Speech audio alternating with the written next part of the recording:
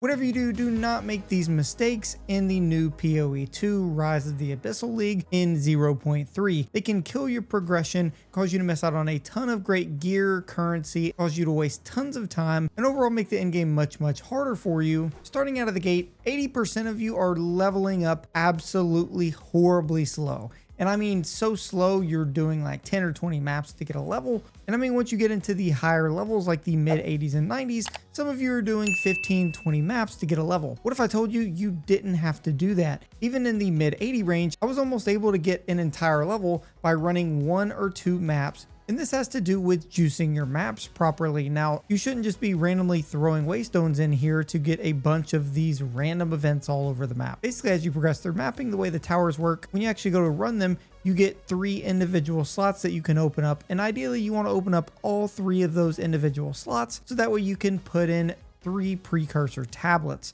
Now, in order to actually unlock all 3 of those spots at the tower, you actually need to run a completely maxed out waystone. If you hold Alt and look over your waystone, you can see there's suffix and prefix modifiers on your waystones, and you'll need to have all 6 of these, meaning obviously you have to use a Orb of Transmutation, Augmentation, Regal Orb, and then Exalt Orbs, all the way until you get 6 affixes and max out this waystone. You can see on this one, on the right hand side here, you can see we have 5 individual ones. So if we wanted to max this out to use this to unlock all 3 of those spots at the tower, we could do that. Now this one has 6. Keep in mind, this would only give you 1 life and 1 chance to beat the map, but if you do beat the tower this way, you unlock all 3 spots. One other thing with the tower is you actually increase the number of influence maps by up to 99%, from 0 to 99%, depending on the tier that you're running. Early on, you're only going to be running like tier 4, tier 5 maps, so you may only get a 20-30% buff or bonus to this of extra maps that this is going to influence. Once you get to tier 15, you basically do an extra 100% bonus, so it pays to run a maxed out waystone, both in affixes and in tier.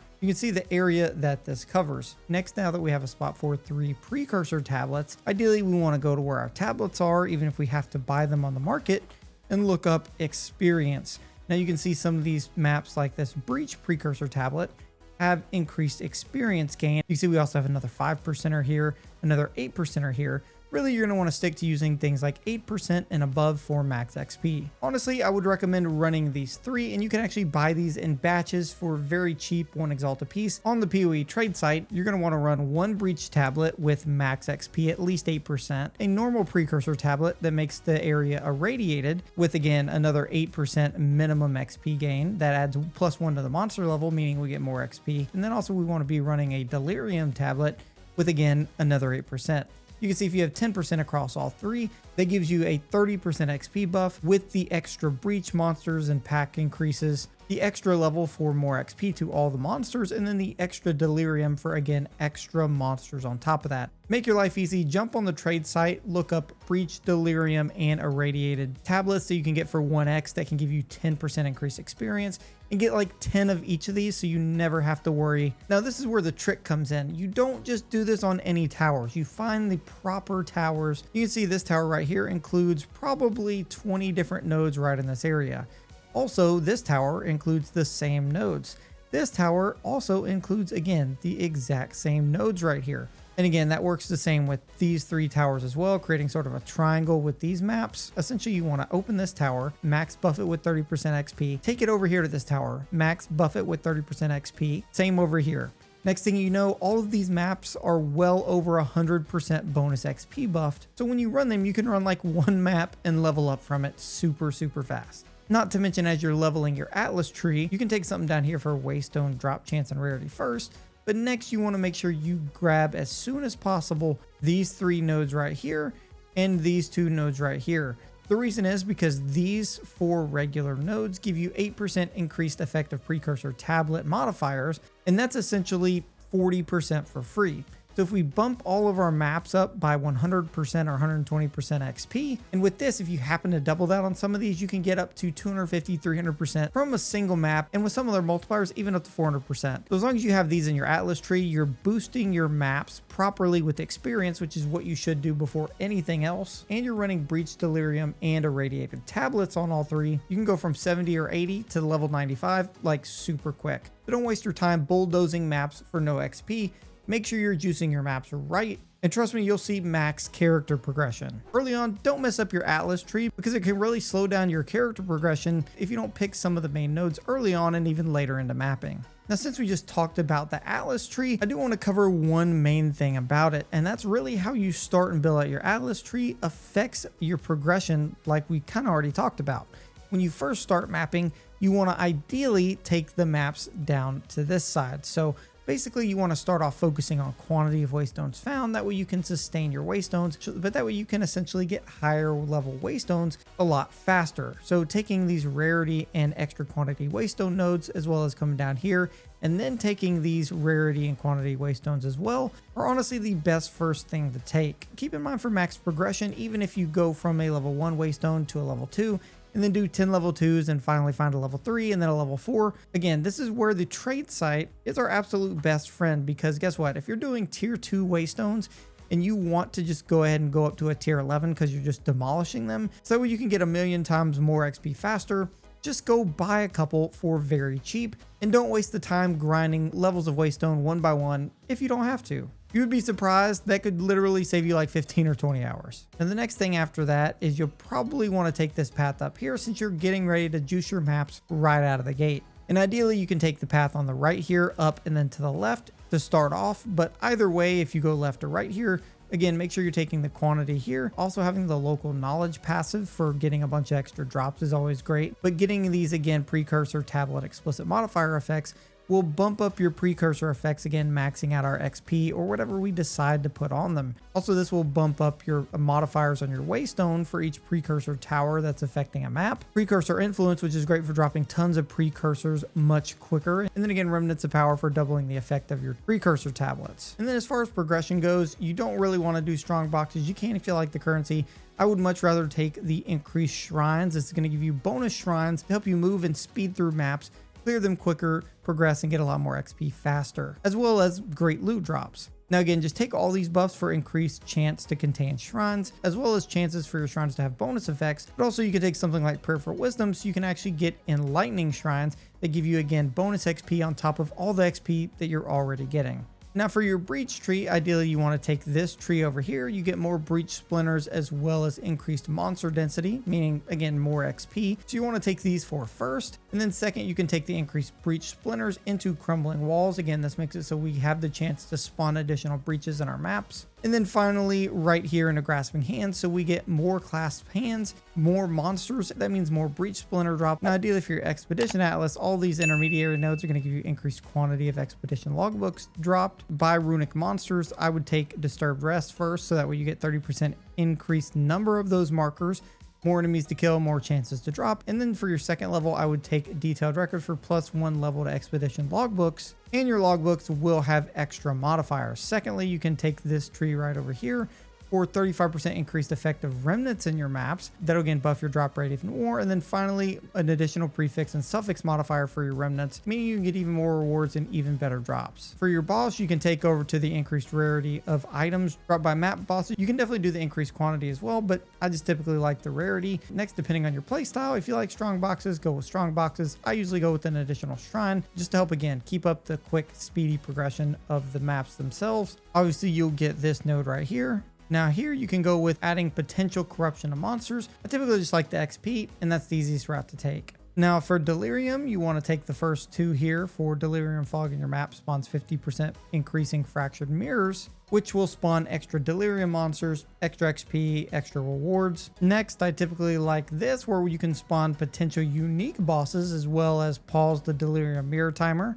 when you slay a rare monster, meaning you get more time in the Delirium. For your third and fourth, you can come over here so the fog actually dissipates slower, and then come up here for extra increased maximum life on enemies, but you get 100% increase in the simulcrum splinter drops. And then finally for rituals, the first thing I would take is Tempting Offers. That allows you to reroll favors an additional time, and it actually costs 25% reduced tribute. Rerolling in rituals is everything and can get you some great loot on a reroll. Then you could take Spreading Darkness, so that way you always have 4 ritual altars for more tribute. And then you can choose to take Promised Devotion for the extra bonuses there, or even up here into He Approaches for extra magic and rare enemies in your maps for better rewards. Take those paths on your atlas tree and trust me, you'll be blasting content and getting much more bonus rewards from them. Next is the problem that most of you are going to face on any character as a primary reason why you just keep on dying.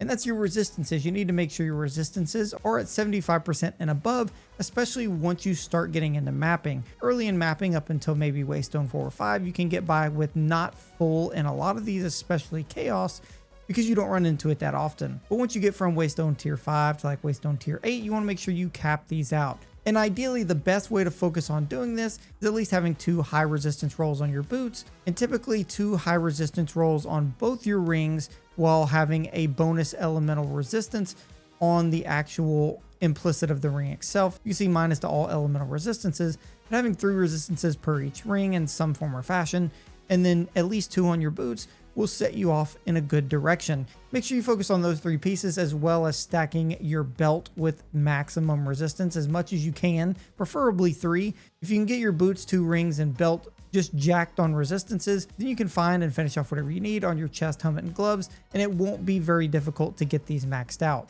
One other important thing that typically gets overlooked is actually overcapping your resistances. Why? Because there are 2 things, especially when it comes to mapping or even doing some trials, you can get elemental penetration debuffs on things like waystones, for instance, for your maps. And what that looks like is if you get elemental weakness for a waystone, it can actually subtract 25% from your resistances. Meaning if my fire I have here at 76%, it's maxed out at 75% cap. But if that elemental weakness is activated when I go into a map, that means I go down by 25%. So now I'm actually only at 51%, meaning now I'm basically super vulnerable to fire, and in higher tier maps, that could mean getting 1 or 2 shotted by really any ability. There can also be up to a 15% penetration directly to a specific resistance, like monsters penetrate 15% of fire resistance on your waystones as well. So again, if I have 76%, if they penetrate 15, that means I go down to 61%. Again, I'm vulnerable, I take a lot more damage from that type. And once you get to where you're doing these maxed out affix maps or much better drops, if you get elemental weakness in both of them, that can be a 40% resistance swing.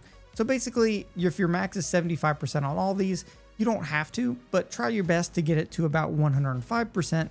That way, if you ever happen to get in any map scenario where it's actually going to take 40% from you in any of especially the main 3 elemental resistances, if you have at least 105 in both, the lowest you can go is 75%, meaning you're at the original max cap and you're max protected. Keep in mind, other things in your tree can actually give you plus to maximum certain types of resistances, as well as jewels that also can give you max to extra resistances, even other pieces of gear. And the higher you get these max resistance caps, the better they are, because again, the way these mitigate damage is basically on an overall level. If you get hit with 2,000 fire damage and you mitigate 75% of it, then only 25% of it, or only 500 points in this case, would actually hit you. Keep in mind, if you have things on your armor like estimated fire damage reduction against hits, and that's an 85% reduction. Now that 85% reduction would be applied to the new fire damage, the 500 points that we didn't mitigate, meaning we take even less damage from it. If you can focus on maxing your resistance early, everything in the game infinitely times easier. Next, you just have to stop dying. Skill issue, you just have to stop. No, I'm kidding, but seriously, there's some easy ways to get around losing a lot of XP, because it sucks when you run a map and you get tons of XP from it and then you die and lose 10%. There's a couple tips to avoid this. Now, obviously, the main thing overall is going to be capping your resistances and trying to cap whatever main defense type that you have, whether that's armor, evasion, energy shield, etc., as well as bumping up your max life. If you find yourself dying way too easy, it's probably your resistances. If there's nothing wrong there, it's probably your defense not being high enough. If you're still just dying way too fast, even though you have great in both of those, then that means probably your energy or life might not be that good. If you have great defenses but only 1,000 life, sorry, you're gonna die. You have to look at improving all 3 of these. First, that's the main thing to obviously keep from dying. But there's some tricks to keeping and saving your XP. Now, the first is gonna be carrying Omens of Resurgence. Now, you can buy these from the currency vendor, or you can just find them throughout playing. I always keep some on me because they're not that expensive. You can basically get 1 Exalt for 1 Omen of Resurgence. Why? Because if you have it turned on in your inventory and you get to very low life, this will kick in, heal you all the way, and save you from death. Guess what? 1 Exalt is well worth not losing 10% of your XP. So I keep one of these on at all times. Go ahead and buy 10 and swap them out as you go. If you lose one, no big deal. You probably just save some XP. Also, a little bit more expensive is the Omen of Amelioration. This is great because if you even do happen to die, these are 10 exalts right now. This will actually prevent 75% of experience loss. Another great trick is either rebinding or keeping your escape key, because if ever you're about to die, but any other maps or anything else in general, if you happen to hit escape and pause the game, you can just exit out to character selection. You can simply then just log back in and it will put you right back in the map, frozen still, so you can figure out what you're going to do next. And if you're on low HP, you can simply just move away or dodge roll out, immediately heal, and save yourself from death. All you have to do is be quick enough to pause the game. Now, whether you're leveling through the campaign or getting into maps, make sure you just go ahead and start upgrading your gem slots immediately. It's one of the things that makes you most powerful in the entire game for your skill gems. And by all means, don't wait to do it. The second you get some currency to use, by all means, come in here and buy some greater jeweler's orbs, because guess what? They sell for practically nothing. You can spend 1 exalt to get about 5 of them. So 2 exalts basically greater jewels out your entire set of skills. So you don't have to grind them until you find every single one, when you could have just bought them super easy and been that much more powerful. The same goes for your perfect jeweler's orb. It really only costs about 30 exalts right now. So if you can buy 1 or 2 of those with the currency you have, trust me, it's an insane investment. Don't even wait. Just straight up do it and put it on both your 2 main skills. You'll be clearing a lot faster, getting a lot more currency and rewards from it by default, as well as XP. Spending currency early is okay. You don't need to hoard it, and is literally the main thing you should be spending it on early. Now, also make sure you're upgrading the quality of your skill gems, and this is overlooked early on, but again, tons of skills have great quality upgrades that are really a huge deal. Like Berserk here, for instance, our Rage gives us tons of extra damage. You see we can increase this effect by 10% just by adding quality to this skill gem. The same goes for Forge Hammer, where you can get increased cooldown recovery rate, and then Earth Shatter, which is one of our main abilities, where you can get 6% more damage with hits for each spike. 3 spikes, that's 18% more damage just for adding 4 increases to quality here. You should be doing this every single time. Start with your main abilities and work down. But again, this is one of those things that's going to make you that much more powerful and make your character that much better super quick or super cheap. Also, make sure you're upgrading your flask quality. I would recommend going on the market and buying a good flask, one that has at least 70% increased amount recovered. That way you can be recovering a lot of health quicker. Then we're going to be using these glass blower baubles to increase the quality of our flasks, so that way it even recovers more health. Obviously, make sure you're using the armor scraps and whatever whetstone or etcher you're going to be using to upgrade the quality of your weapon, and also catalysts that you'll receive from breach maps to upgrade your rings, especially once you get higher level rings. Keep in mind there's a strategic system to essentially upgrade these with modifiers. Different elemental modifiers will upgrade the actual element themselves. So we have lightning modifiers on this, meaning our lightning resistance and our lightning damage to attacks goes up, but also we'll actually be getting elemental resistance bonuses as well. Keep in mind, any elemental resistance modifier will bump up anything you have on your gear that says plus to all elemental resistances. So we get the bonus to lightning resistance, elemental resistance, lightning damage, and elemental resistance again on the top, all for just using the lightning one. Again, if you have a ring that has different things like attack on it, for instance, or a ton of health, you can use the maximum life modifiers on it, or you can just use the Reaver Catalyst that upgrades attack modifiers, so that way you can upgrade all of your attack items for extra damage that way. But again, upgrading things like your weapon obviously will give you more damage, and upgrading your armor especially as well can give you a plus 20% increase to the armor energy shield that you're using, which again makes you 20% more tanky. So don't slack on it. If anybody needs to hear this, stop hoarding your currency. I had 20 divines earlier today and now I only have 2. I didn't waste them, but I spent them on upgrades for my character. And one thing you should definitely make sure you're doing for your currency is essentially converting it. And the main conversion you can do is converting your exalts. Now you can convert your exalts to Chaos Orb, or you can convert them to divines, which I prefer to do if you can. Basically, I always try and get my exalts once I get past half a divine. Always try and get them so that way I get a full divine and I can convert it over. Why? Because the divine price goes up. Right now it is 60 exalts per divine orb. If I didn't convert these until next week, divine orbs might be 120 exalts. That means I just lost half of the value of my currency. But would have converted it, it would still be worth the same that it is today. So make sure you're converting those. And also, if you don't think you're going to need some of these things, especially early on, like this Orb of Annulment, if we actually check this, it's worth 16 exalts. So guess what you should probably do, especially since I'm not going to need this? you should sell this, and then you should convert that all over to divines. You can make tons of quick divines that way. Some people let this stuff sit. Don't go through it and look like this cranium I can get rid of for 6 exalts. Guess what? I can do that with a bunch of items in here that I'm never going to use and get maybe 2 to 3 divines out of it for free. Huge gear upgrades super quick. Grab you a ton of exalts that way and then convert them to divines to save your currency. If you have any suggestions or any comments, let me know down in the description. Like this video if you haven't already. Subscribe to the channel if you're new, and I'll see you guys in the next one. Peace.